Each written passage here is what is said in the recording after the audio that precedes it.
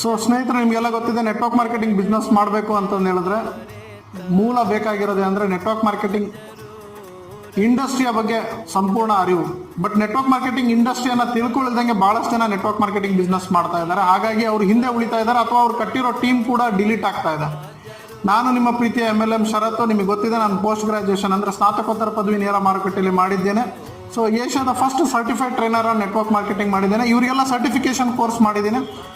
ಇವರೆಲ್ಲ ನೆಟ್ವರ್ಕರ್ಸ್ಗಳು ಬೇರೆ ಬೇರೆ ಕಂಪನಿಯಲ್ಲಿ ಇರೋರು. ಇವರು ತುಂಬ ಹಾರ್ಡ್ ವರ್ಕ್ ಮಾಡಿ ಸ್ಟ್ರಗಲ್ ಮಾಡಿ ಅವ್ರ ತಂಡವನ್ನು ಕಟ್ತಾ ಇದ್ದಾರೆ. ನೆಟ್ವರ್ಕ್ ಇಂಡಸ್ಟ್ರಿಯಲ್ಲಿ ಬೆಳಿಬೇಕು, ಹೆಸರು ಮಾಡಬೇಕು, ಮುಂದೆ ಹೋಗಬೇಕು ಅಂತ ಇದ್ದಾರೆ.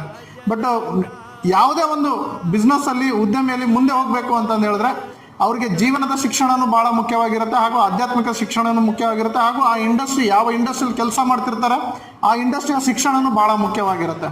ಸೊ ಇದು ಗ್ರಿಫಿನ್ಸ್ ಗುರುಕುಲ ಅಂತಂದೇಳಿ ಇವರೆಲ್ಲ